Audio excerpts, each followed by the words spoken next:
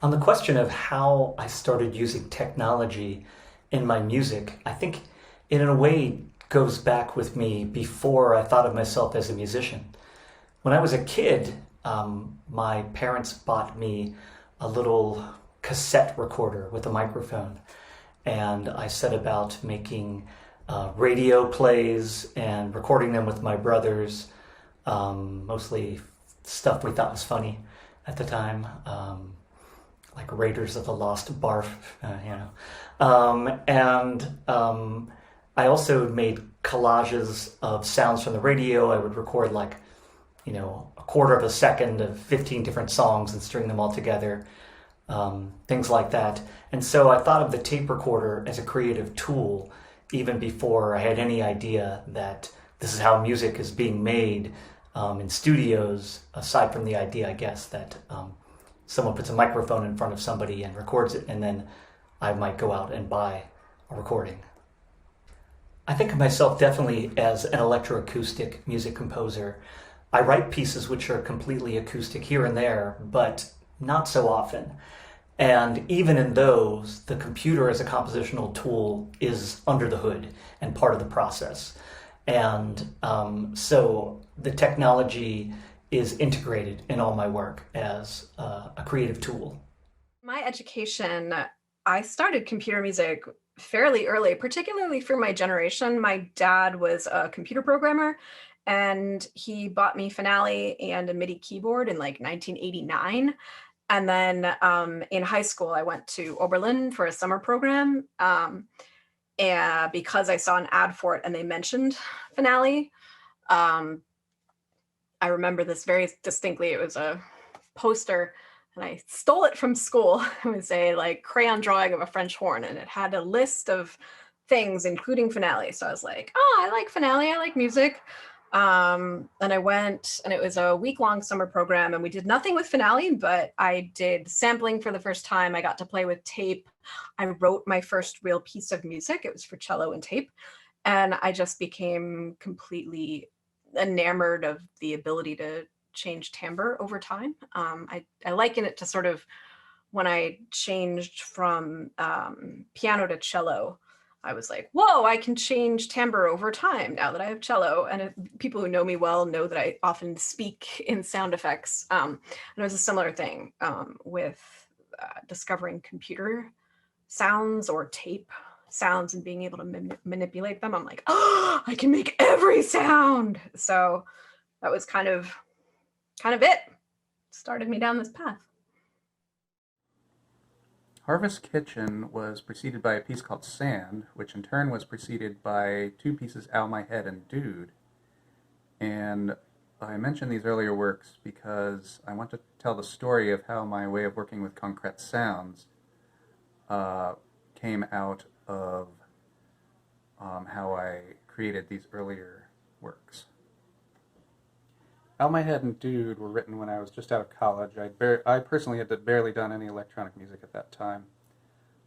Computer music itself was still kind of in its infancy. Computers weren't all that powerful. Just storing sound was still kind of a big deal. The biggest disks at the time were like a gigabyte, was an amazing amount of storage space.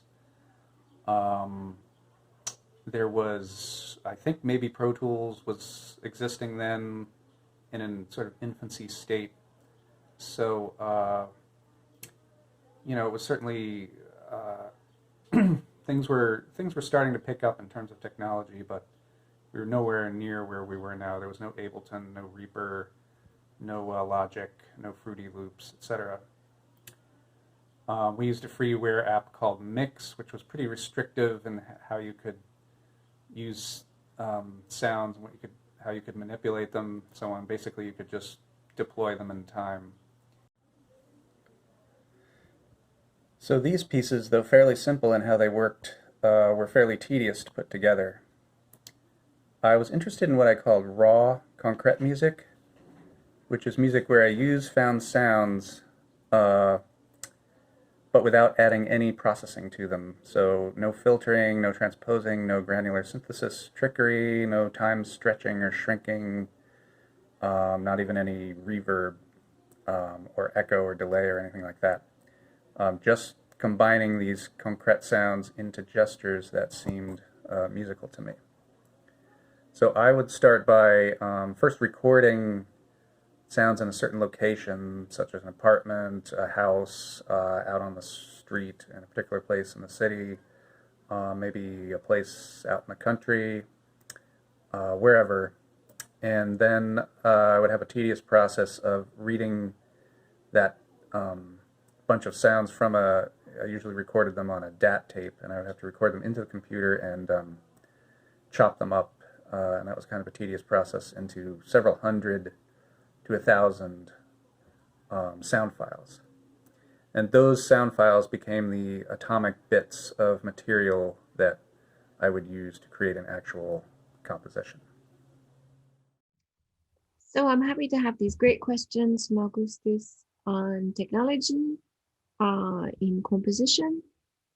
So to give a sense, first of all, there was the question of how the work is situated, whether I'm thinking of or how I'm thinking of technology.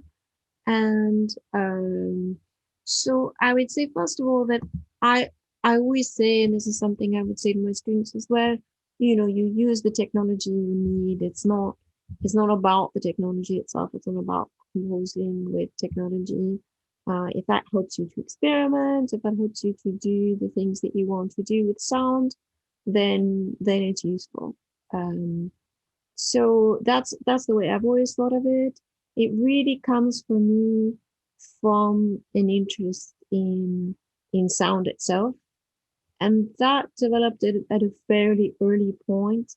I think in the moment when I started to think of myself as a composer, right away I suppose I was very interested in the way the sound is produced. And not just in composing, maybe in the symbolic range. In other words, composing notes, pitches, and rhythms. Right away, I was thinking about working with sound. So with working with sound, that just made sense to be thinking whether it was for computer assisted composition or whether it was for modifying instrumental sound somehow, or making synthetic sound. That happened quite naturally.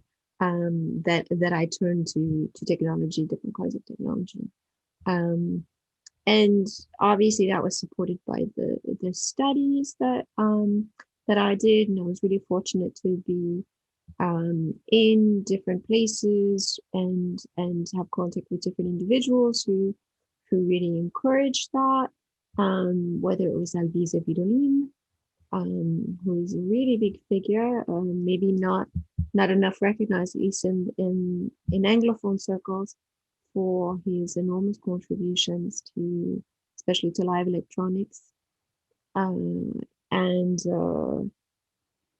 also, of course, at IRCAM and obviously in my studies with Tristan Murail, and with others.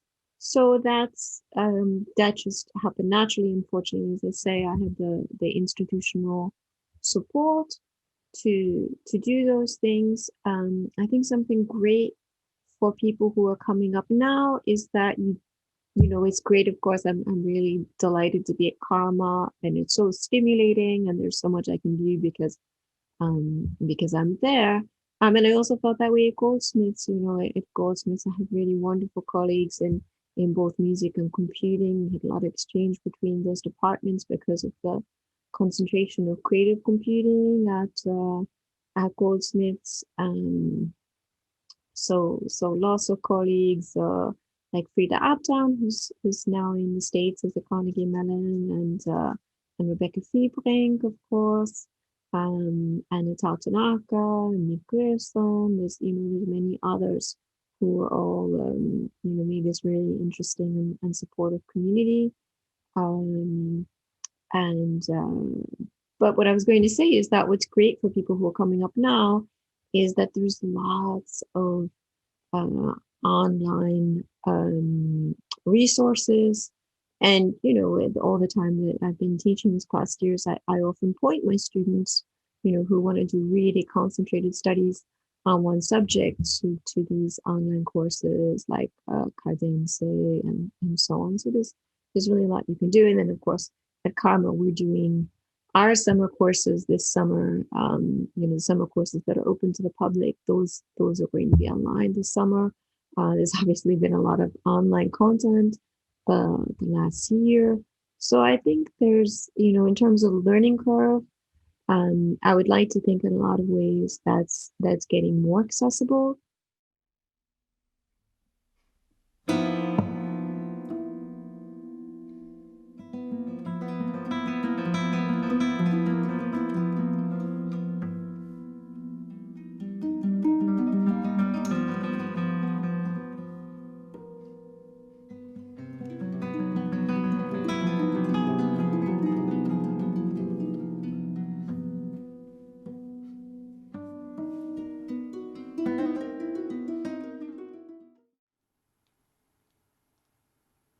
I'd like to talk today a little bit about Entanglements, a piece that I wrote in 2016 for guitar and harp.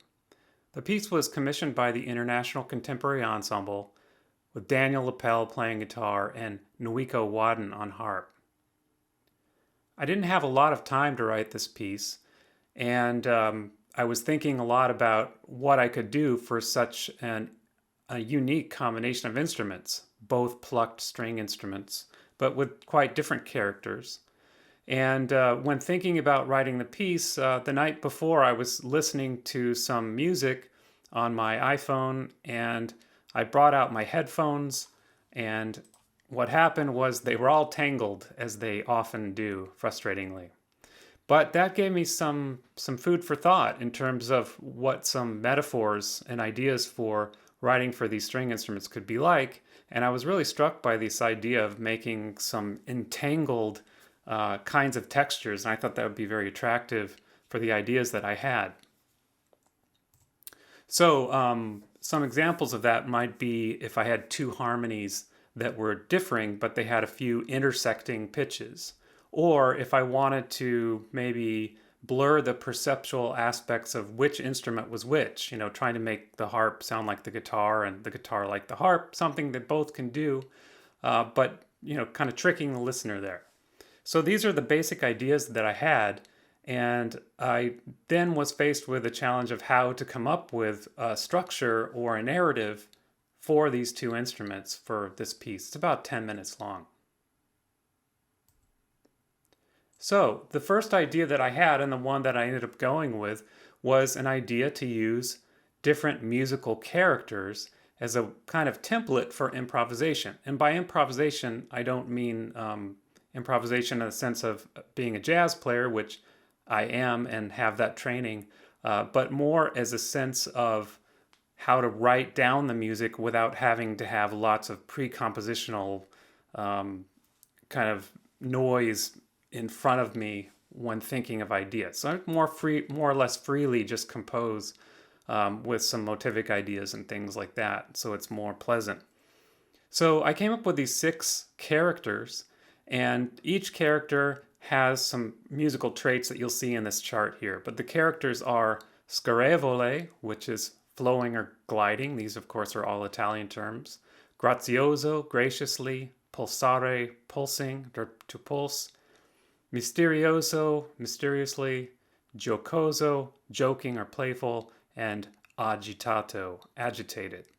So you can see the traits there on the right side here of this chart. And in the middle, you can see that I was also thinking about ways to think about time. And what I think here that's important is thinking about the directivity or non-directivity of time. So you see at the top of the chart, you have an arrow to the right, a solid arrow, and that's basically like something would be very linear and driving in a linear way.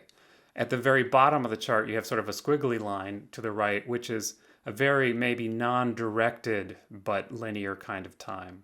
And in the middle, in Misterioso in particular, you have something which sometimes people call vertical time, which is more of a kind of feeling of being kind of in a mobile or something like that. So those are the ways that I was kind of thinking about grouping my ideas so that I could compose on the surface. I have always felt a tension between people who enjoy working with technology and those that don't. And I'm very much in that middle ground where I write for acoustic instruments, but I augment them with technology. And so I think both sides I've experienced a bit of hate from, but definitely very aware of being a computer music kind of person in an academic environment. There was a number of years where nobody who was a computer musician got tenure. And I was really not interested in going into academia, which is kind of weird that now I am full on academic. There have definitely been times when I felt kind of pigeonholed as being the electronic music guy.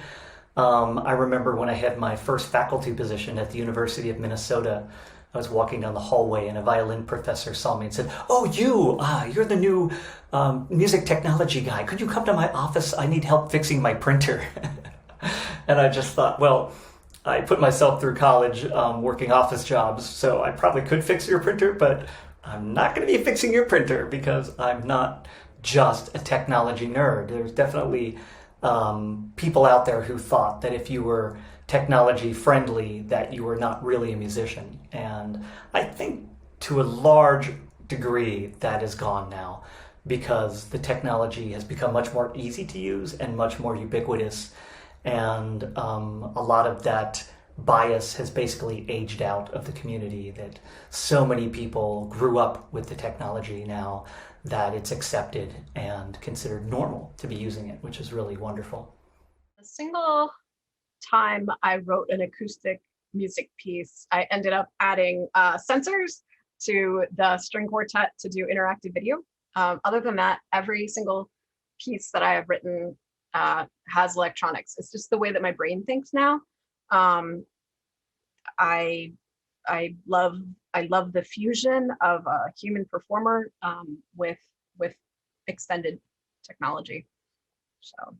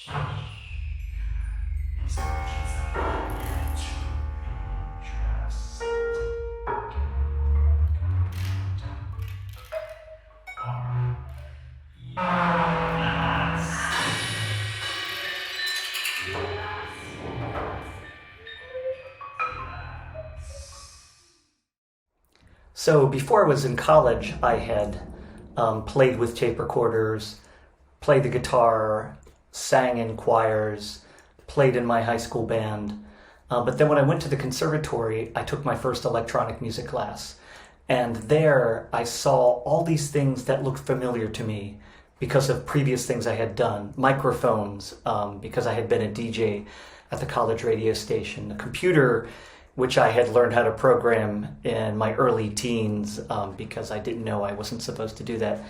And musical instruments and tape recorders, it all sort of seemed to be my world. And I thought, this is what I'm going to do. This is where I belong. So to talk more about my own work, I would say there have been a lot of different stages that I've gone through, whether it's computer assisted composition or a lot of live electronics. I mean, there was a time when I produced many different pieces that are instrumental pieces that have live processing of the instrumental parts. And I still really like doing that. But I suppose with time I've gotten into some different areas of technological practice. One would be the design actually of interfaces in instruments.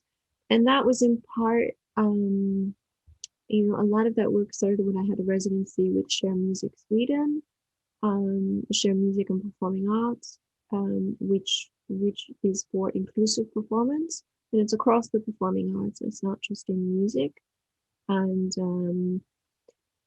so when I had a residency there, and part of that was with my colleague Frida Abtan, who's working on interactive video there. And so that involved the design of interfaces for people with different abilities. And since then, that's been something that interests me a lot. I've always been interested in accessibility. And that's certainly a way to work on that, to provide more access to instruments through technology. And then that led to maybe a different kind of design interest, which is in terms of augmenting instruments. And I guess what one might call, although I think it maybe brings to mind the wrong association, robotics, but in the sense of like some physical some physical computing system, I should say, that's intervening with an instrument. So with again another former Goldsmiths colleague, Konstantin Leonenko, we've been working on something called the piano machine. So there's been 2 instantiations of that, and it was actually commissioned by the Explorer Ensemble in the UK. And I think it's great that Explorer came to me. They wanted a new piece. And, they said, what's something, new and ambitious you would like to do for this piece, which is just, that's fantastic to hear, right? And so that's what I wanted to do. And they commissioned the piano machine. And they actually own, because they commissioned it, that first machine, and it's been composed for by the composers for them.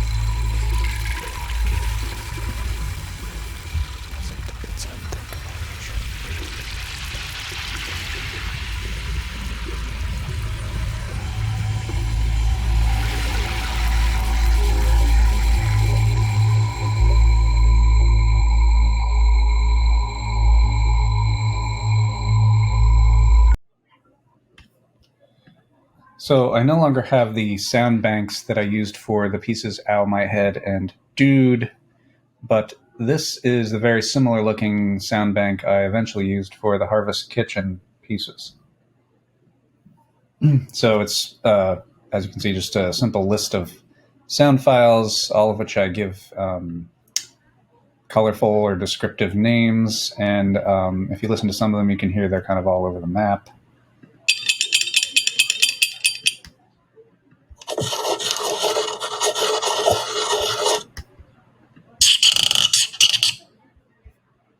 Some of them are quite short.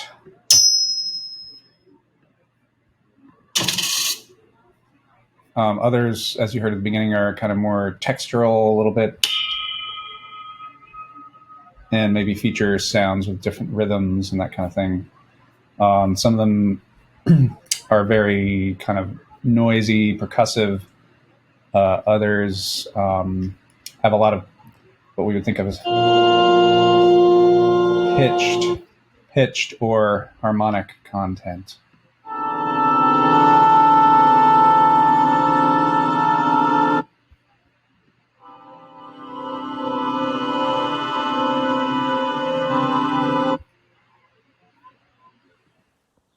So having assembled a bank or collection of several hundred sounds, the next step was to create musical gestures from this collection. And I would typically do this by gathering 10, 15, 20, 25, 30 source sounds.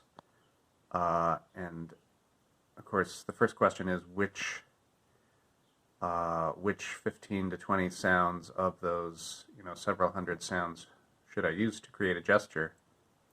And that question became the crux of the tools I would eventually create for use in the Harvest kitchen pieces. But in these early works, I kind of basically chose them at random, and then whatever, maybe looking at the titles and sort of vaguely judging from that what kind of gesture I would be creating. But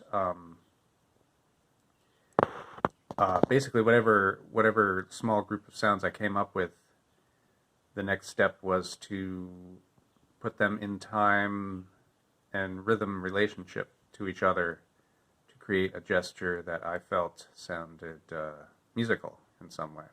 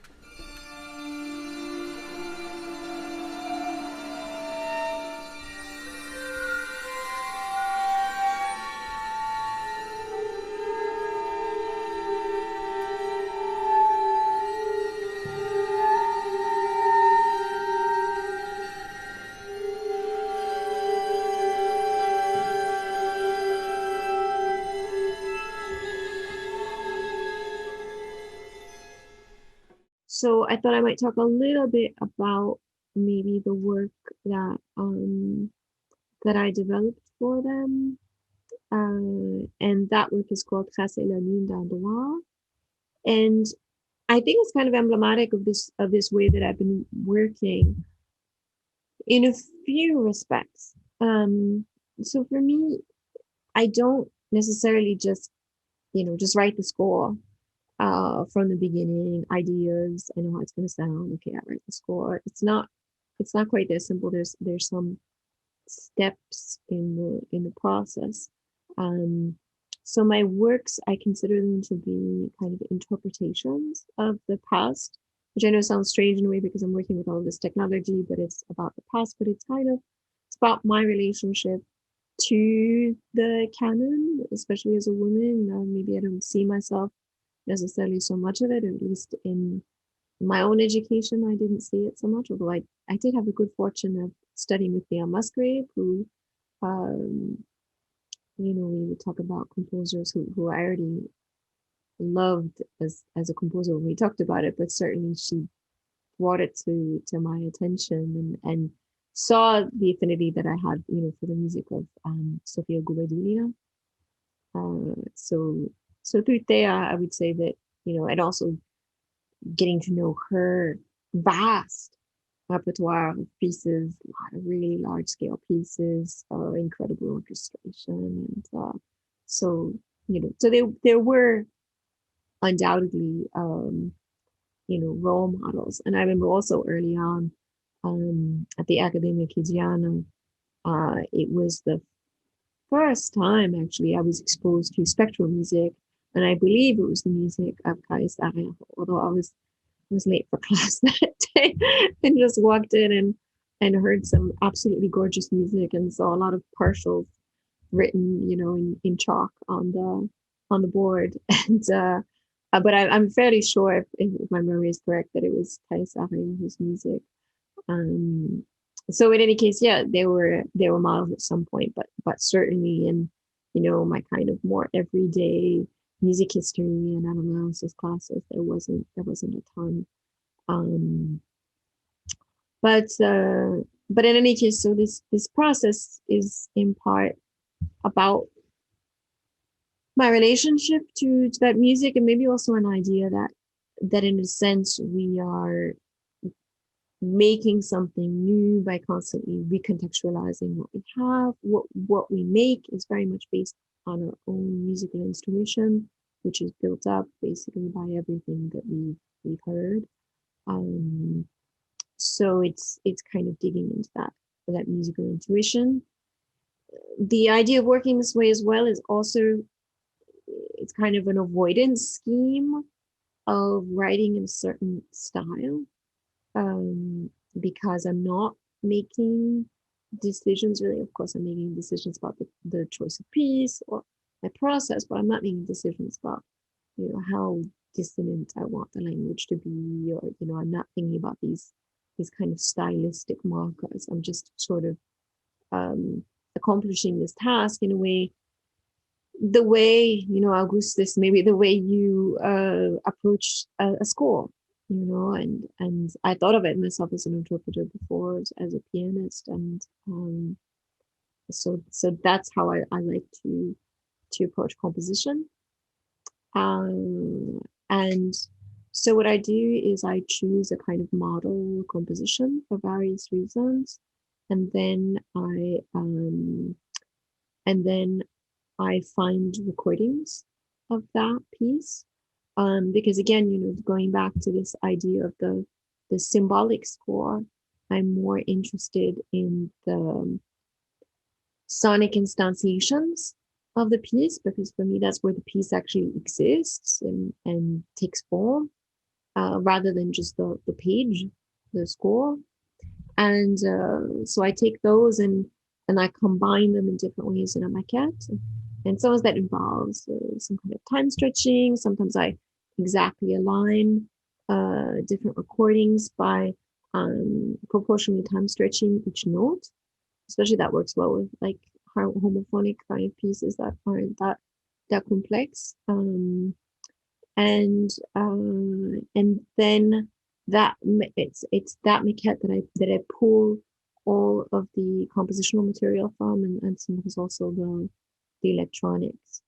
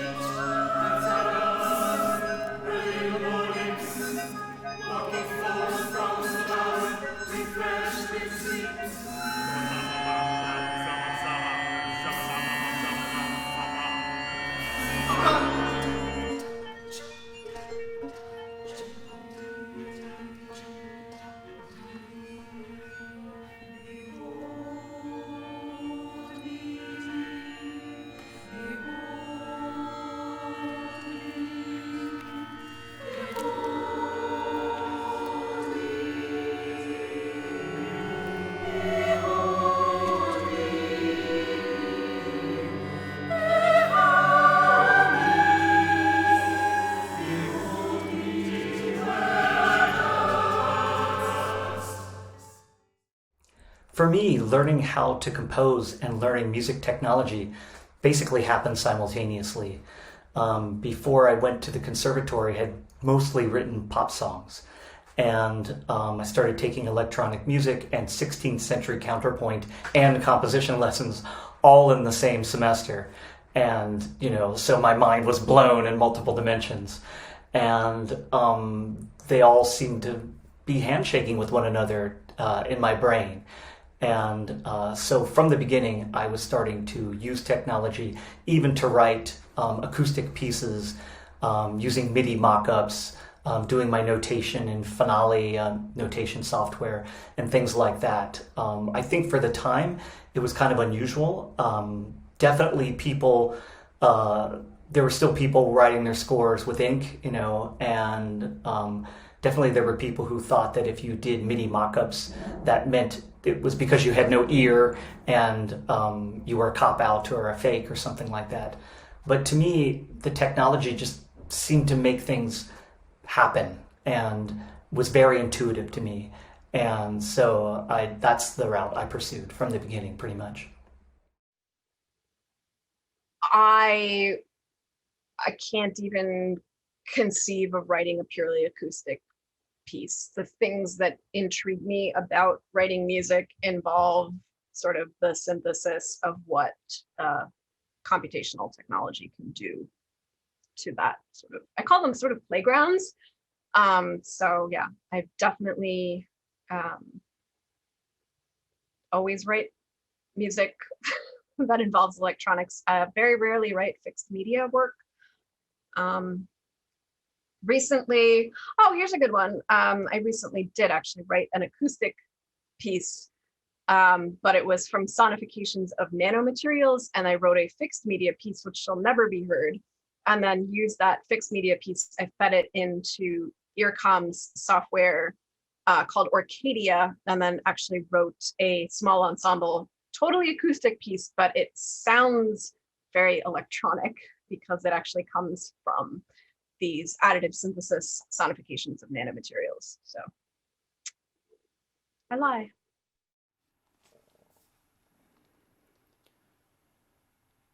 One of the things that's been greatly interesting to me as a composer over the past 30 years or so is to create structures that are very organic, but that couldn't really exist without the use of computer power to search for ideas. I think this is a great example. This is Frank Gehry's Guggenheim Museum in Bilbao, Spain. And of course, this structure would not be possible had it not been for the use of computers to figure out balance points and how to use the material, etc. So in my work, for this piece especially, I was trying to find a structure that would be very delicate and nuanced, that yet would still be able to create the musical ideas that I had in mind. So what I ended up doing was writing a computer program that would search through all the possible ways to kind of mash up those 6 characters that I showed in the previous slide. And this is an example output from the program. So you'll see here that there are 36 columns, which represent the 36 sections of the piece, kind of like episodic sections where I'm composing out different combinations of these characters. And then the rows represent the 6 different characters. They're not listed here, but you'll see that in a moment. What you do see in each row are a combination of G's, H's, and asterisks. So the G's are the guitar, of course, and the H, the harp. The asterisk is the combination of both instruments on one character. So for example, the top row here is perhaps scarevole. So whenever you'd have one of those, like for example, section 2 would be guitar, 14 would be harp, and 17 would be both playing that same character. This is actually just a sample output. It's not what I used for the piece. What I used is in the next slide. So here what you can see are the combinations in each section, each column of both instruments. And then you can see the parts that have an asterisk, which is both combined on the same character. So on the left side, you see the characters. And you'll note too that the beginning and end of the piece have the same character for both instruments. So when I went in to design this form, I actually had to think about things that I wanted to have happen. The algorithm that the computer uses is what I would call a brute force algorithm. That is, it tries out random combinations until it finds a successful run of all 36. You might have noticed in the previous slide that the trial that I showed you was 3 million something. So it takes quite a lot of processing power. Incidentally, it's quite easy to make an algorithm that, or just to hand calculate the different combinations of these characters. The hard part comes in making them so that each section, which is what I did here, goes smoothly with usually one common character from one section to the next. So if you look at section 5 to 6 here, you'll see that the harp stays on grazioso both times while the guitar switches. So doing that actually is quite difficult, and that's why I needed to use the computer. It actually took the computer several days of running on my Raspberry Pi to find this solution. And one nice thing about this particular solution is at the end it makes a cascade of all the characters, which I'll get to show you in a minute. Right now, though, you notice that there's some blue characters in there. And if we looked at in the middle of the piece here, section 18 and 19, what you see is that I found it was possible to retain the same characters, but swap the instruments. So you'll see here that the harp and guitar swap, but the characters stay the same. So in one of the musical examples of this piece that you'll hear, you will hear that. The scarevole part is a kind of a strummed chord that goes from the harp or from the guitar or harp to the guitar. And then the pulsare is a kind of accelerating higher line that ends up crossing on a unison pitch between the guitar and then to the harp over the section boundaries. So at the end of this piece, I was able to make this nice cascading structure where you see all the characters presented in this order. The order here from top to bottom is basically smoothest to roughest. And that dividing line in the middle is kind of where the top three are the smoother characters, the bottom three are the rougher characters, if you will. So it goes from the very top to the bottom in sequence, which creates kind of a nice, I think, a nice recapitulation and climactic area in the piece.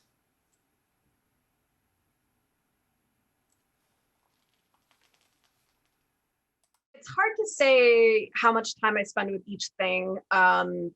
Sort of artistically, it's a much more internal, like running it over in my head. What am I going to do? How am I going to do it? And then I just go from that point. And then it's the annoying thing of actually trying to realize my artistic vision with the technology that I have. So I always think that I spend a lot more time on the tech side, but it's just because that is very sit down and get it done instead of sit down for an hour and think deep thoughts. I sort of tend to ruminate and have things running in the back of my head, and then I'll figure it out, like what I want to do. But that, from the kernel of an idea to actually beginning work on a project might be a year, might be 2.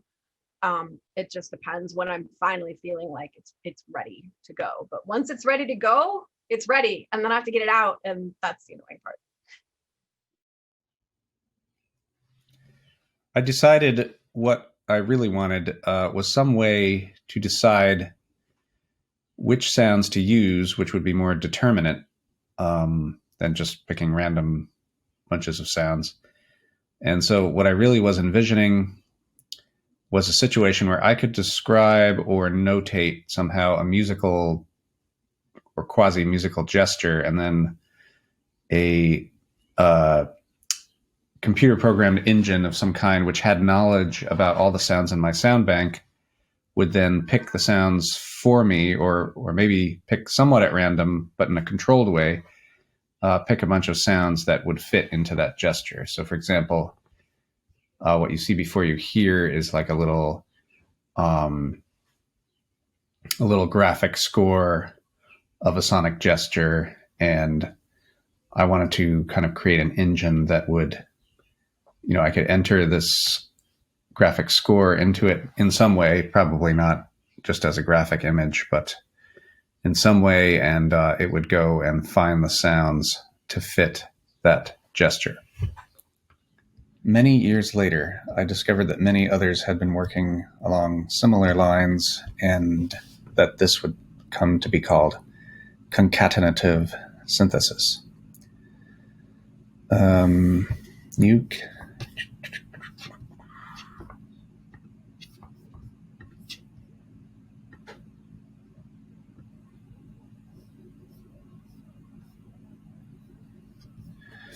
You can think of concatenative synthesis as analogous to a picture made out of a lot of little pictures, as in this example here. There are some key aesthetic differences between what has kind of become the standard concatenative synthesis model and what I wanted to do. So, for example, concatenative synthesis usually works with small, very short duration sounds and weaves them into webs of sound that tend to be granular and statistical in nature. And that's certainly a tool that I would use sometimes, but not all the time. Sometimes I want to use longer duration sounds. But more importantly, for me, what's important is, as a composer, the joy of gathering a small collection of sounds and carefully sculpting them into a musical gesture, moving them around in relation to each other in space and time, using my own musical and sonic intuition, and maybe eventually applying some sort of sound processing to them to make them work musically. And in terms of the bias against people using music technology, again, I find that it's kind of lessening, but definitely there are people out there who are amazing musicians, but when they hear your electronic music, can't tell if you're just holding down 3 keys on a keyboard for 5 minutes or whether it's some amazing, sophisticated algorithmic creation. And that's okay. But definitely, sometimes I feel like I have to explain what's going on to be sure that people understand that there's really something going on, and I want the sonic aesthetic experience to be first and foremost. I don't want a program note to justify a piece, but I also find that there's some people who do respect it more if they say, oh, wow, he used these things when he created it. And again, I don't personally feel that makes the music more valuable, but I do find that it helps convince some other people to take you seriously. So it's something I've used here and there. I think it's super interesting how fragmented the creative musical communities are these days. And I mean it actually kind of in a good way, because I can be in a group of people who say are using the PWGL algorithmic composition software, and there's a whole view and set of priorities and ideas that are being discussed in depth among that community, and it's super interesting. And then I can kind of like cross over to the Max MSP world and see like, oh, some of these ideas are still here, but they're looked at differently. And there are other ideas which are completely alien to that first community that are being discussed in an interesting, exciting way. And so it goes with the microtonal music community, the live coding community and such. And so I think it's a really exciting time to be out there. And I personally, I'm always intrigued to hear how people are producing their music and why. So for me, it's a lot of fun. The only downside really is that the amount that one could learn if one only had the time is overwhelming.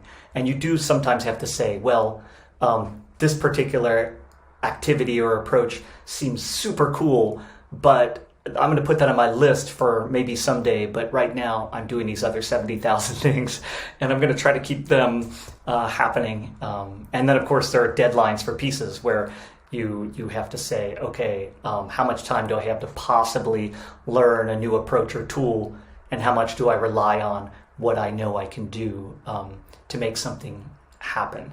And so most of the time, under a deadline, I'm going to look at the tools and approaches that I already have facility with and then deploy them.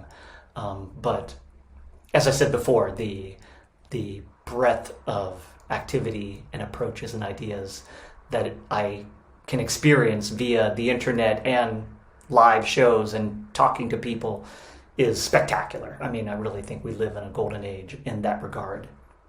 I used to look forward to the most recent version of software and upgrading. It was like a joyful day. Now I try to hold on to what's working for as long as possible. I hate upgrading now. I feel really behind. I found that I am in an envious position of actually having more money than time at the moment, and I like to keep up on what is happening, but I don't have the time to learn it. So I will sort of go to someone and say, hi, I know about this thing like Orcadia. And so can you please use it because I know about it. This is what I want to do with it. And I will adjust it at the final end, but I don't have the time. It's not worth my time at the moment to actually learn the newest technology. And I kind of miss it. And I question what I'm doing with my life. That, writing memos earns me more money than programming computers, but that's where I am right now. So definitely keep up on it, know what's going on, but don't really have those hacking skills that I used to, which, yeah, that's how it is. So in the case of tracer la lune d'un doigt, which means to trace the moon with a finger, it is based on Bach, the concerto in A minor, that's BWV 1041. And in part, that's the reason for this title, because I had never done a piece, d'après Bach before, and Bach kind of feels like the distant celestial object in a sense, that you don't touch it, and I think that's in part that describes my kind of approach to the past, which is that there's a way to engage with it that can be creative, and that we can have this contact with it. I also like the image also comes from, at the time my niece was quite small, and she loved, she had a card or a storybook to find the moon and to touch it, and this idea that when you start to have consciousness, and did she realize that this is the lune, this is the sun, the moon that's that's in the sky, that this symbol symbolizes that. And so the idea of making these kind of connections and what we can actually touch, it's an abstraction, right? Like what she had in her books it's representation, but it's also an abstraction of the actual thing, and dealing with these kind of representations and abstractions in music. So I took that as a material. I think in the beginning of the piece it's not so recognizable, and then I think it starts to emerge. What I do is there's obviously this violin passage work. It's a concerto, but I take this passage work and I slow it down quite a bit, so these harmonies become these kind of slowly slipping and descending kind of harmonies in the piece. And the piece uses the piano machine as a way of creating sound from the piano that I guess if you like, that has kind of an otherworldly kind of aspect to it that doesn't sound like the usual piano action. We really recognize the piano to a large degree. I mean, of course, it's got that distinctive resonance, but it's an interesting experiment where you could do cut the attack of a piano note and see what it sounds like, and you'll see that it's really difficult to recognize in a way as a piano sound, because we really rely on that transient to recognize that sound. So so that was my idea, was to create these different sounds from the piano, and also at the same time there's some very light treatment of some of the instruments in the ensemble, which is then transmitted through the piano through transducers. It's pretty subtle actually, but it just gives a little slight kind of halo and to the sound. And there's also just a little bit of a kind of a feedback resonance in the beginning within the piano itself. It's of its own resonance that comes up in the beginning and in the end of the piece. So what you'll hear in the excerpt, which is just the ending section, is you'll hear some of the piano machine in the upper range. And then you'll hear some of these harmonies maybe come back. You can kind of hear some of these traces of major and minor, which are coming through.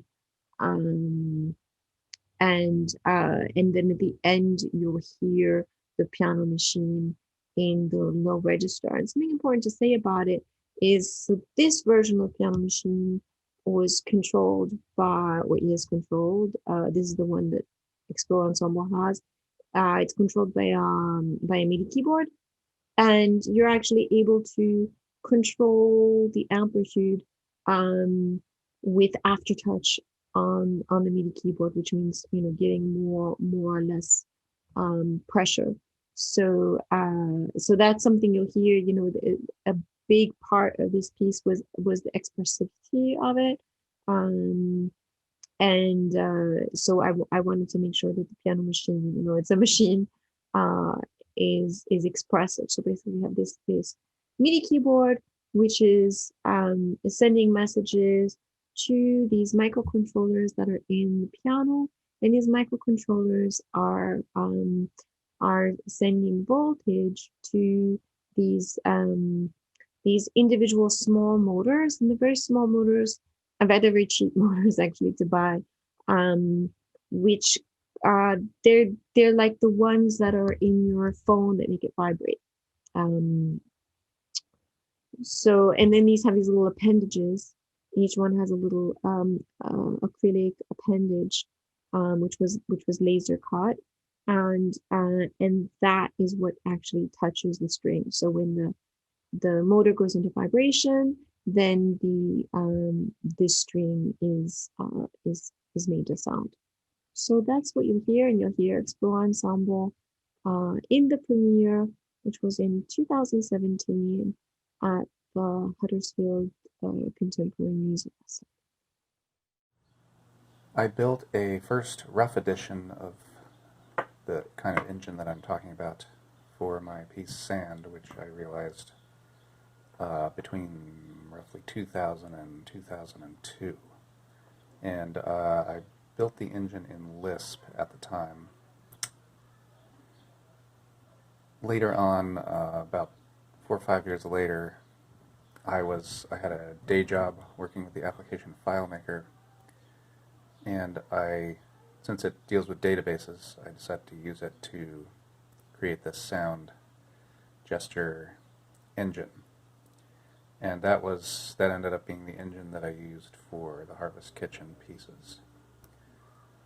So what I'd like to do is show one example of how I put a particular passage together. So I thought I would show an example of the database sound gesture engine in action. And before I do that, I'll just give kind of a brief introduction to what this database looks like. The user interface is really primitive. I didn't really take the time to come up with a nice graphic user interface, so it's all kind of a little bit text-based. But you can see here that basically I have this database of 778 sounds, and they're all different types and so on. And I have data about each sound that comes in the form of these parameters. Loudness, how hard is the attack? Is it harmonic or noisy? Is it an agitated sound? Does it have pitch class content? Some sounds are just noisy. Others do have a pitch class content. So this is pitch class 2 of 12-tone equal temperament. Also store hertz sometimes for various reasons. Register, is it a high register sound, a low register sound? Sometimes sounds are 2 registers at once. So you could have a sound that's like, I don't know if there's an example right around here, but you could have a sound that, there's one. Yeah, so this is 5 and 2. So all these parameters go from 1 to 7. So 7 is the highest, 1 is the lowest. So this, for example, is showing us this sound has frequency content in the medium high register and in the pretty low register as well. And I can play this one. Let me find that for a second here.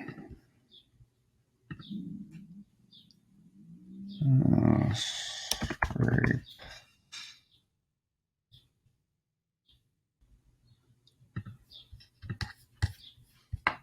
So this sound has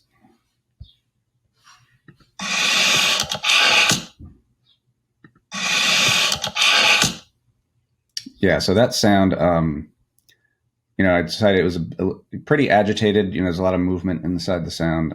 It's definitely extremely noisy. There's barely any harmonic content at all, so that's a 7. The attack hardness at the beginning of the sound is quite soft, so that gets a 1. It's a pretty loud sound, and with the thud at the end and the general sort of noisiness, I gave it a register of 5 and 2. These are all just guesstimates that I make personally. I'm not using any kind of algorithm to derive these 1 to 7 values, although that's a possible future project just to kind of speed the work. But I went through each of these manually and assigned them values. So that's kind of tedious, but sometimes I like tedium. So anyway, we've got this list of sounds that have all these parameters defined. And so the question is, what do we do with them? And that is the composition part of the database. So now, I want to show how the engine actually worked in practice in an actual example from the Harvest Kitchen pieces. And in this section, which was kind of the 9th section of the piece, I really started to use the engine in a very deliberate fashion, more than I had in previous pieces or in previous sections of pieces. And so here what I would do is create these kind of rows of numbers from 1 to 7 for the parameters. And sort of each vertical section here represents a sound or maybe a few sounds that will be picked from the database by the engine. So for example, here I'm telling it, pick me a sound, attack hardness 7, so hard attack, loudness 2, so pretty soft sound with a hard attack.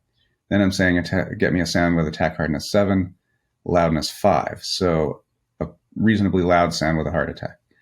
Then hard attack, softer, hard attack, loud sound. Maybe slightly less hard attack, it's very soft sound, and so on. And you can see I use different kinds of rows here. Some of them are step through gradually, because that is when you step through the parameters gradually, the ear can pick up on that. The ear can hear that you're moving from sounds with hard attacks to sounds with soft attacks. I also used these rows, this 7416352 pattern, which here is backwards in this one. So I counterpoint that against the gradual movement. And then there's the stay, which is just staying on one particular number for that whole section. So once I had this sort of plan in mind, the next thing was to actually punch that into my database engine. And you can see that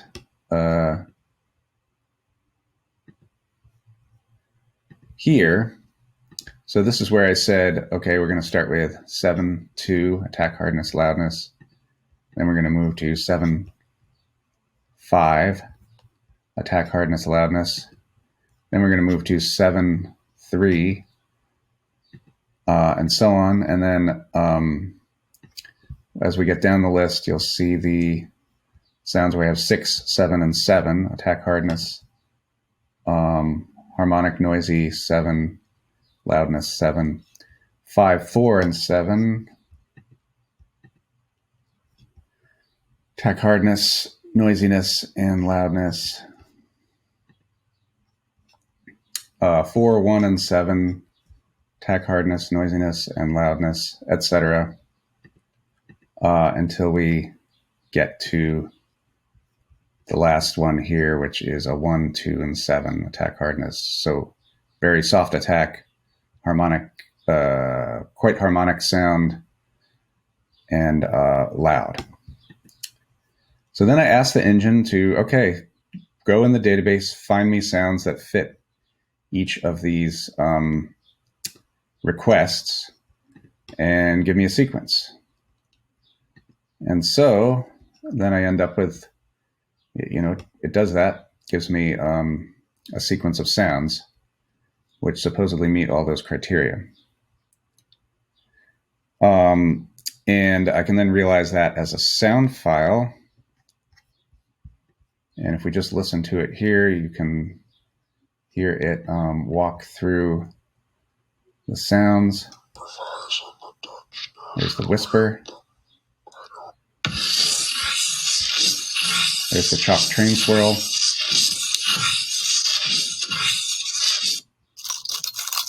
The jiggle keys. Rev slurp. Grunge rub. Drum trill. Bowl drop. Scissors rits. Heater rit, etc. So those are my source sounds. Now when I deploy this in the piece, I'm going to chop that up and move the sounds in relation to each other and put some on top of each other and probably change the order in some cases and try to make it again into an effective musical gesture. But that's kind of my raw material and where I'm getting that from. I also get this printout because one of the things I did was I didn't always want the engine to give me exactly what I asked for. I wanted it sometimes to give me different sounds so that I would. So in other words, if I asked for, like in this case, I asked for attack hardness 7, I got attack hardness 2. So I wanted a hard attack here, but I got a soft attack. I would have to go in and use some kind of sound processing or splicing or editing to get what I actually asked for out of the sound that it realized for me. So, and I kind of built that challenge in because I wanted to have a sort of excuse for processing these sounds and chopping them up and, in some cases filtering them, whatever I thought was necessary to make them to conform to the parameters that I asked for.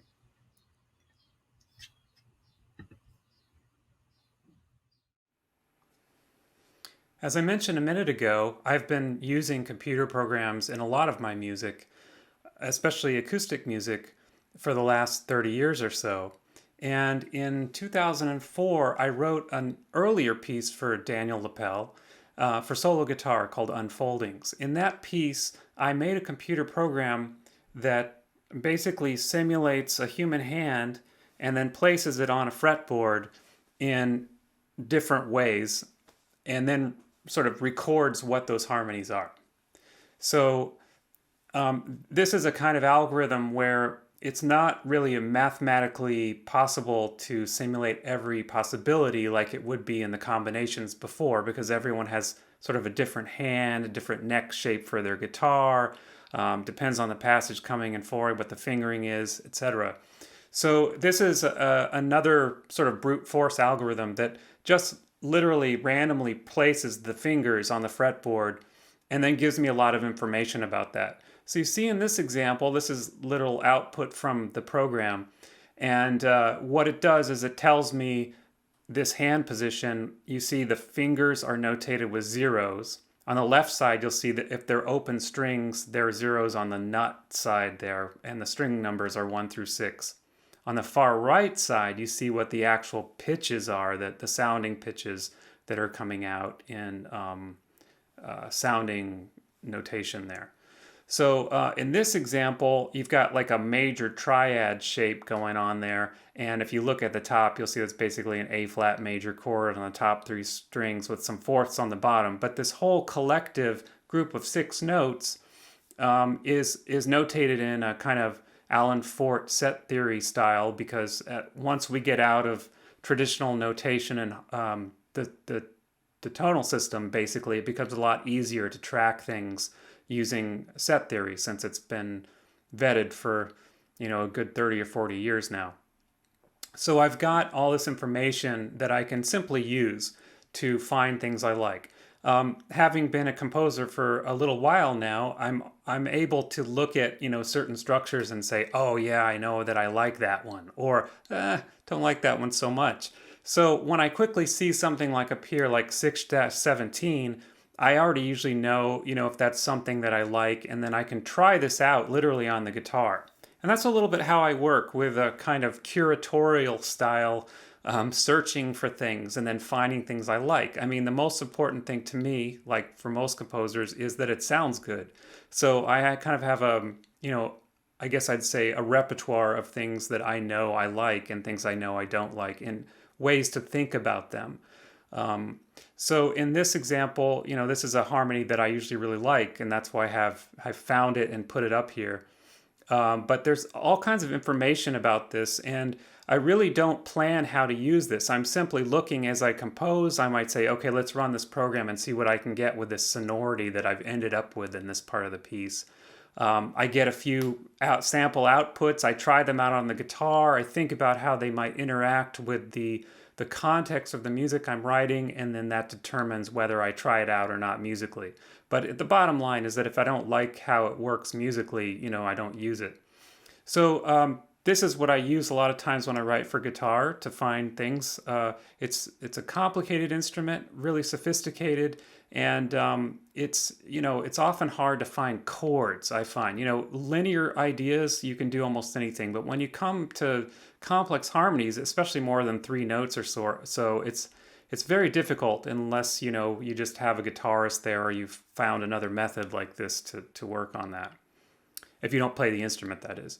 Okay, so I did the same thing for the harp, and in this piece, I didn't have a program for the harp, so I came up with a new program.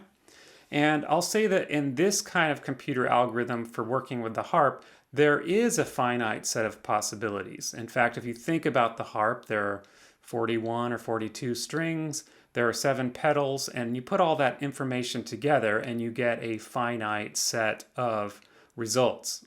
And so in this program, what I was able to do is simply generate all the possible harp pedalings, and then kind of catalog what those harmonic ideas, or what the results harmonically were for each pedaling.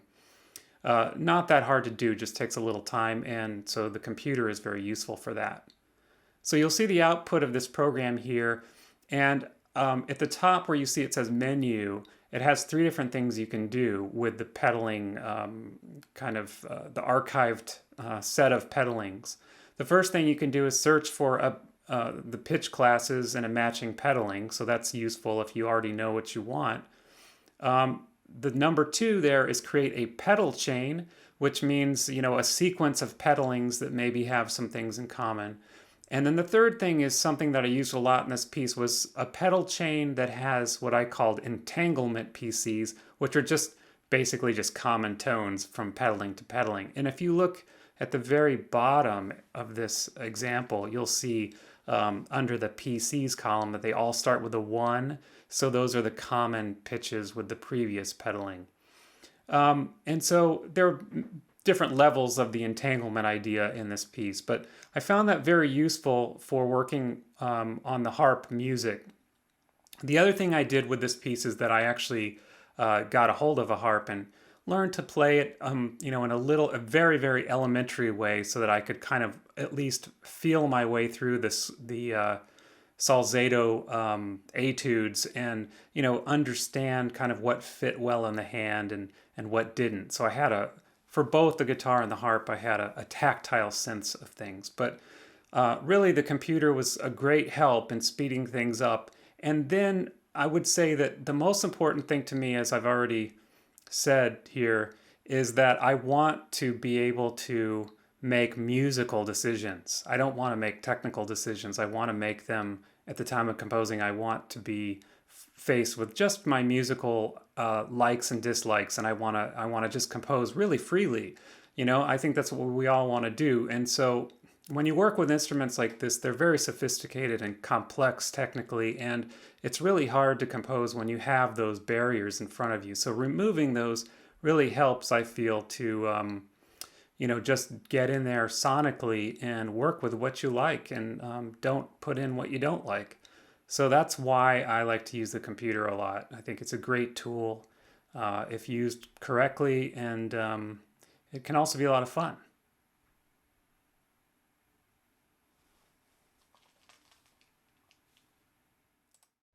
In a way, my workflow is pretty old-fashioned, I think. I'll take walks with my phone and sing ideas into my phone. I will get a pencil and draw sort of like storyboard ideas for the shape and the sounds that I want in a piece, to kind of map out ideas and work through drafts of those kind of things. Or I'll sit down and improvise, although I generally wouldn't be improvising with an acoustical instrument. I would be improvising with software, trying out algorithmic stuff in a max patch, or literally playing a real-time instrument and listen to the sounds that are being generated, or having notating work for an instrument, getting a demo recording of some of that material, and then improvising with the software to process that acoustic sound, to add some chamber music like dialogue to that acoustic sound with the electronics. Definitely for me,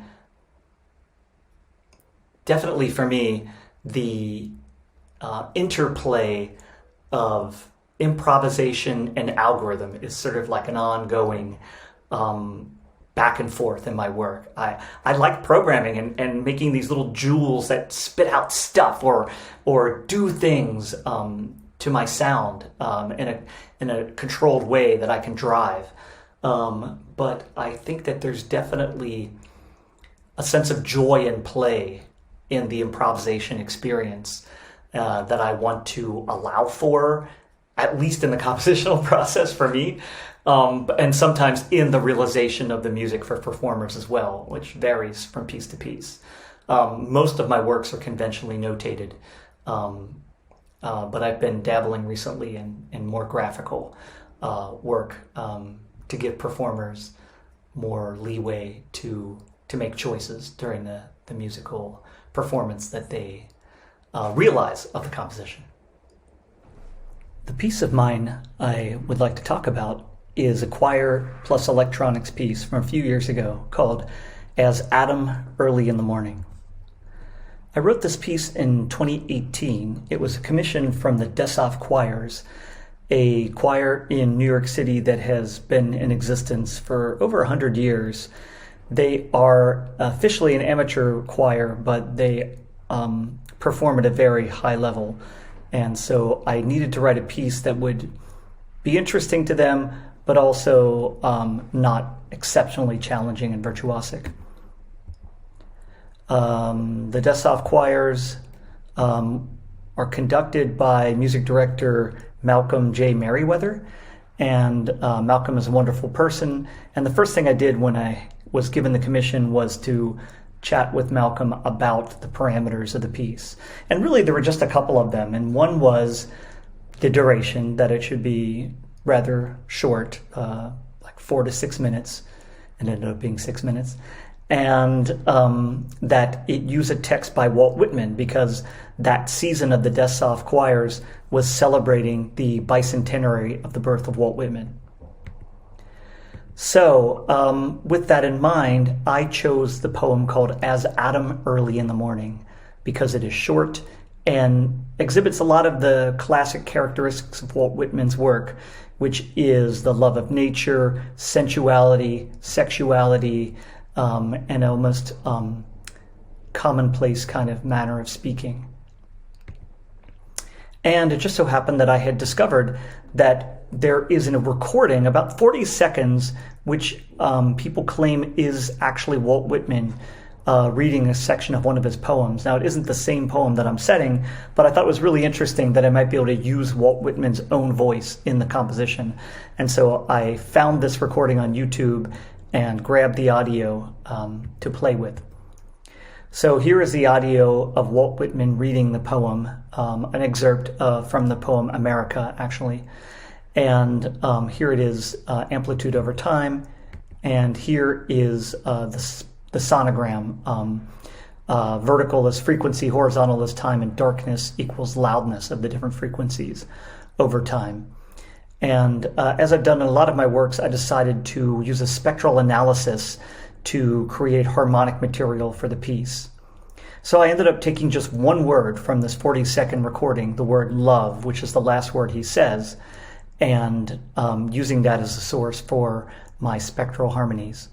So I analyzed that in the app Sphere, which was written by Mikel Kuehn, a friend of mine, really nice guy, great piece of software.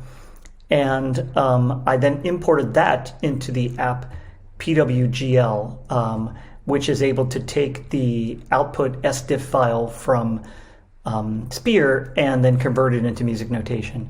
And I have to be honest that this is not my patch I'm showing you right now. This is from a paper about PWGL, because it turns out that PWGL is not being supported anymore and won't run on my current Macintosh. And that's an example of sort of the existential problems that composers with technology face. After using an application for like 10 or 15 years, it suddenly is gone, and the whole PWGL community is trying to figure out what to do about it. But in the meantime, with this piece, I did grab the 24 harmonies. I imported them into Digital Performer, which is a digital audio workstation software app that I use. I've been using it forever, basically since my second electronic music class way back when. And so I had my harmonies in a place where I could see them. Meanwhile, I was walking around New York City, taking my daughter to school and going to work and things like that. And whenever I had an interesting idea for the piece, I just sang it into my phone.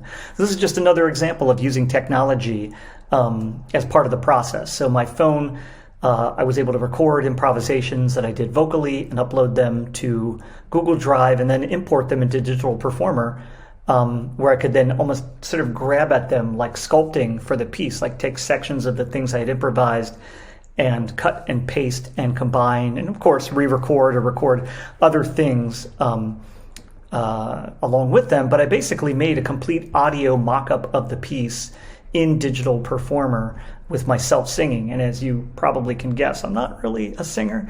And so it was just, it was better than MIDI. You know, it was a way to have some semblance of a vocal performance that I could then work with and notate. But I was working with the sound in a very sort of tactile way, I thought, and I liked that. Meanwhile, I went into the Maximus P application to create the computer part for the piece. And this one was really different than a lot of the works I do. Most of the works I've done for instruments and voices, I put a microphone on the instrument and highly manipulate the sound of the instrument and performance.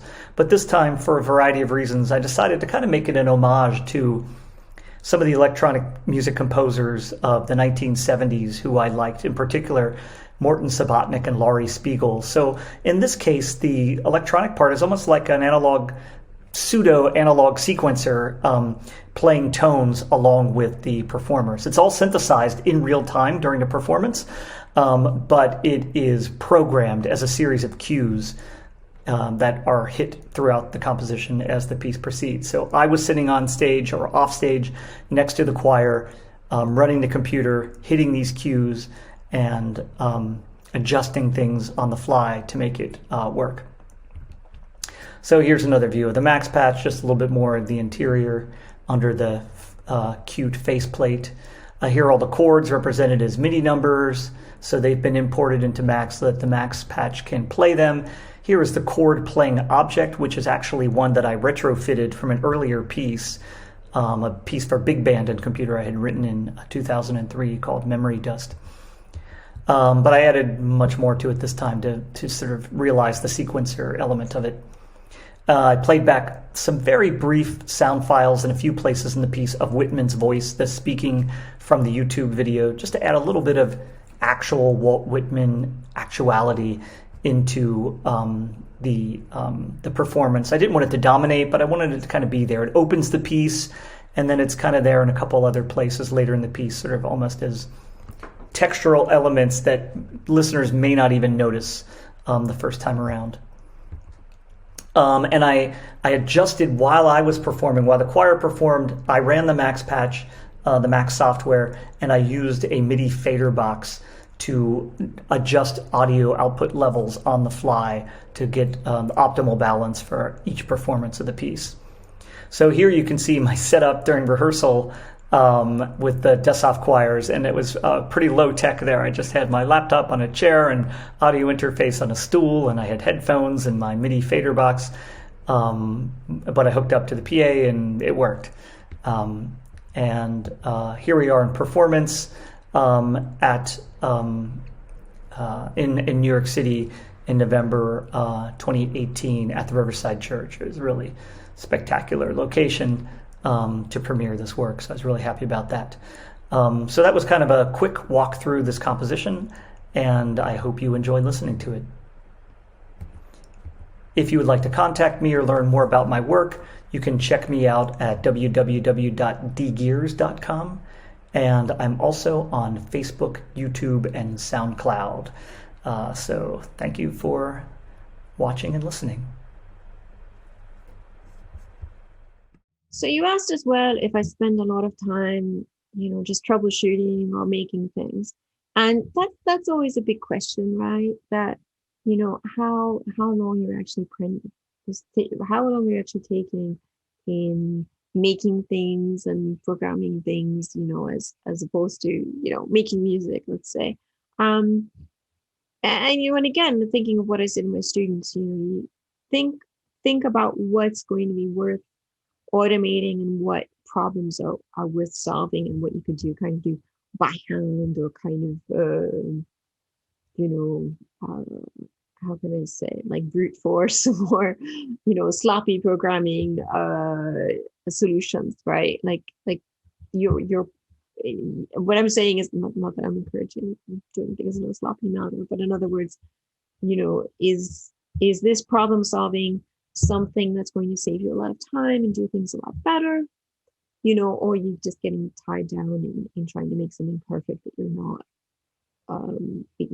that's not actually going to have that much use. And that really goes back to what I was saying about, making things that you're going to use musically and keeping that musical and that sonic goal in mind. So yeah, I would say I try to make that calculation. I don't know if I always make it correctly, but I try to make that calculation that if I'm going to spend a lot of time on something, it's going to be because it pays off. And I think that's been the case, like, whether it's, really making some kind of real-time process that works well, that's going to be practical in performance. It's true that if you make a more kind of intelligent system that's reactive to the performer, then for instance, in my menu morceau Par un autre moi réuni, which was written for Mauricio Carrasco, that's quite old, it must be 2008, I think. that that piece has electronics where each movement basically has these four short movements. Each movement works independently. So you kind of just turn it on. I think, in the first movement, there's one button you can hit, and there's a couple of other things you can do kind of freely by choice in the other movement, but it basically kind of works on its own. So it's intelligent kind of responses using analysis, real-time analysis of the instrumental sound, becomes practical. It makes it work the way that it works. And it had to work that way because actually I wrote it for his duo with Daniel Zea, and we really only had one rehearsal the day of the premiere in Brazil. I had worked a lot with Mauricio before, so we'd worked on the instrumental parts, but we hadn't really worked together on the electronics. So it really needed to just work. So that's a case where, for lots of reasons, doing a little work before and getting it to work properly really paid off. And it's been a piece that's been played by a lot of other guitarists. And, I'm really, really fortunate that it's, even though it's a piece with live electronics, a lot of people have taken it on. And so, yeah, I think that sometimes it really is worth it to put that time in. Or sometimes I'll do something for a pre-compositional kind of process, but again, it's really going to have some very important impact in the piece. So I think, and I'd admit that actually I like doing that work. It's interesting. I like problem solving, whether it's in instrumental design or it's in a program. So it's not something I mind doing. And certainly if you have musical goals in mind, it's I don't feel like it's getting too far away from the musical process. Well, that's a really interesting question. For me, timbre has always been the thing that has attracted me to computer music, but more recently I have gotten into sort of the idea of integrated intelligence. So what can a computer do well? How can I sort of push a performer or make a playground environment for them to have fun with and maybe do some unexpected things and bring them joy? I think for me, the form is definitely distinct from the tech. I'm really, really obsessed with form, but I don't use the tech to influence, generate, or manipulate form, really. When I was younger, I started as a musician, as a composer, writing pop songs. And I really loved the efficiency of the 2.5 to 4.5 minute little structure and this little jewel of a musical tidbit. And as I started composing concert music, I didn't want to lose the sense of shape, but I also wasn't sure for a while about how to stretch and sustain interest. And so my approach to form became almost like my larger scale works were like concept albums, and just like Dark Side of the Moon is this tapestry of things that don't necessarily relate to one another, but are woven together. I had that approach to form. And over the years, I have really tried to make each composition like a topology, rather than worry too much about traditional musical structures, and to play with memory and recontextualization of sounds, and different sensuous psychological immediate moments, and have a trajectory in time of these things, rather than think about traditional musical forms in any particular way. And again, probably from the algorithmic compositional practice that I first learned from Brad Garton, and then saw a different perspective on with Tristan Murail when I was in college. The idea of setting processes in motion, cross-cutting among processes, thwarting processes, those sort of things are things that I find fun to play with. In terms of the future, I don't know. We live in an accelerated time, and I look at all the things that are happening in technology, and obviously the rise of artificial intelligence in the last 10 years is stunning and continues to progress. And I really have questions about how that will impact music creators. I know that there are companies out there now that I know people who work for companies who are selling music that say someone who's a marketing person could go to a website and type in some parameters for the kind of music they want, and this website will algorithmically generate music on spec, basically. So there's no worry about copyright or royalties to any composer, because it's just been completely algorithmically generated.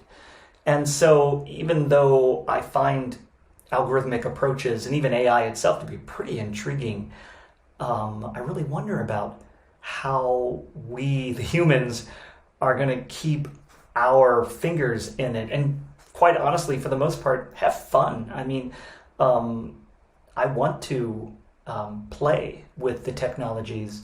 I don't want to just push a button and have something come out. And so the way in which I will engage with tools for the next 20 or 30 years may change dramatically from what I do now.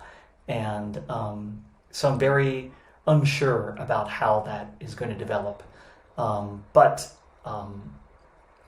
I think that until a singularity happens and the robots take over, we'll find ways. We'll find ways to integrate some of these new ideas, ignore the ones that aren't fun, and continue to produce music that's meaningful to us.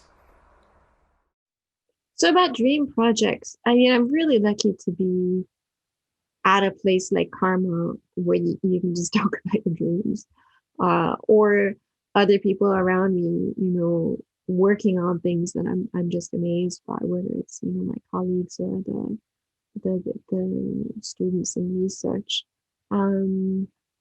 So there's a lot of things. I'm pretty excited about this whole idea of automata or robotics, or whatever you want to call it, of using some kind of mechanical means with instruments, or to create instrumental sound, or to create acoustic sound.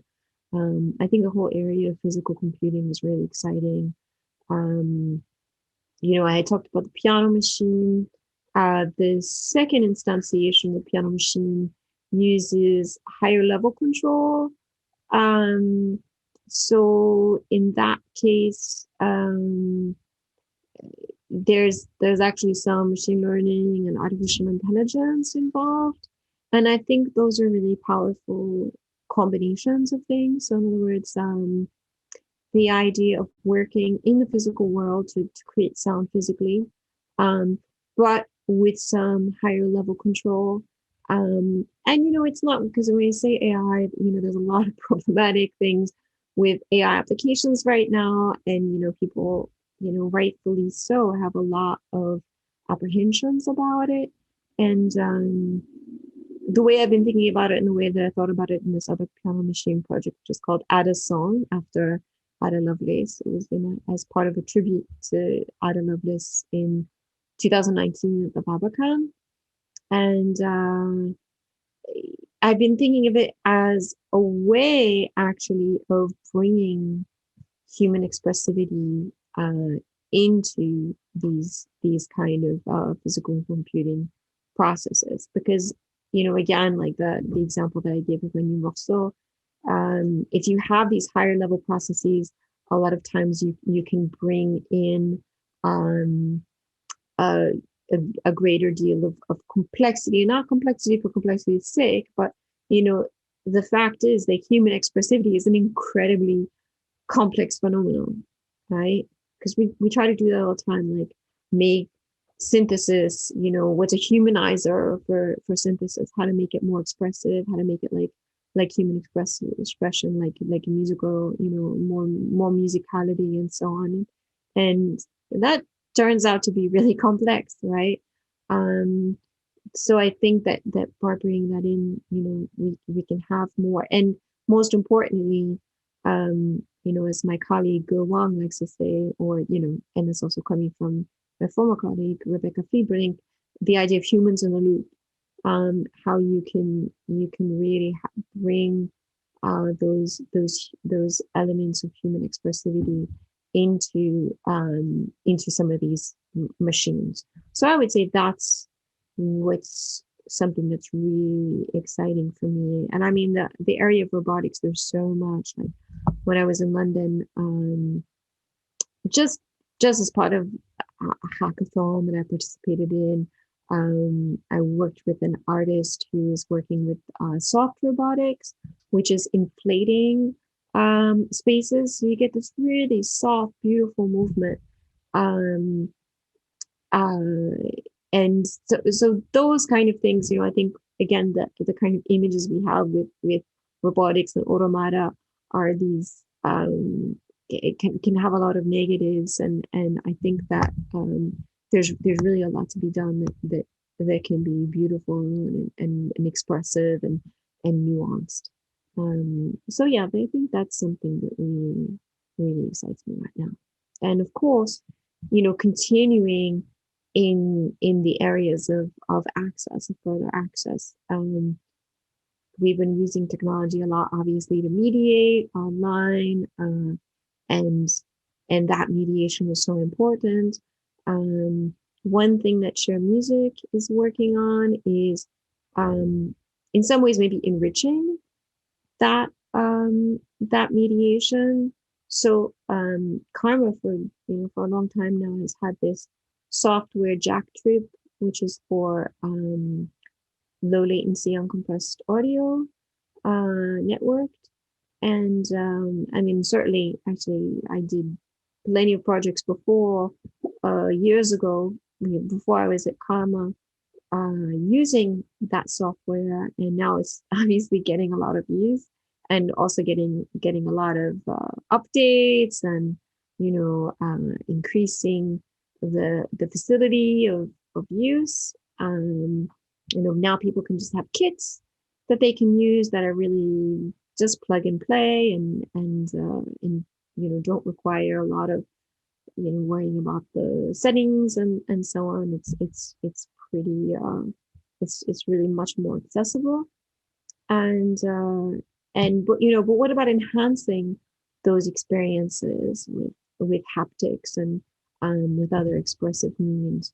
So those are the kind of things too that I find really really exciting, and hopefully, of all the negatives and all the horrible things that have happened this past year, and really the terrible hit for the arts, the really terrible hit right now for the Southern Hemisphere, that has been, in some ways rather arrogantly forgotten by the Northern Hemisphere countries that were not doing so well themselves until very, very recently. So there's these widening gaps in inequality. At the same time, hopefully some of the technology we've been using to deal with the pandemic can actually help to bridge some divides, by making really meaningful experiences for people who are in different places. So that's also something I'm really excited about. I'm really excited that multi-channel is becoming a much more accepted and easy to get thing. I have motion sound synesthesia, so sound makes me feel motion, and particularly spatialized sound. So I am thrilled about the fact that there is going to be more and more access to multi-channel. Apple is getting in on this. And the thing that I am very much excited about becoming a lot more accessible is wave field synthesis. So it's almost a hologram of a sound, so it doesn't matter where you're sitting. The sound always sounds like it's coming from the same location. So with multi-channel speaker setups, often you have to have a sweet spot, so only people right in the center get the idealized experience. But this wave field synthesis, it's not that there is an idealized experience, it just exists in space. So it doesn't matter where you're sitting, everybody gets a unique perspective on the sound. The only sort of limitation with that is it works much better on high frequencies. Low frequencies, we don't sort of track the location of as clearly. And it just doesn't work as well for wave field. I think it only goes down to about 400 hertz maybe. And I feel like that's the big limitation. And I'm wondering if slightly larger drivers or better math will enable just a bit more robust of an image. But that's going to be really cool because, again, just thinking about a concert hall, you can just put a row of speakers up instead of having to put them all around, and then you'll still get the like three-dimensional image, which is going to be really cool.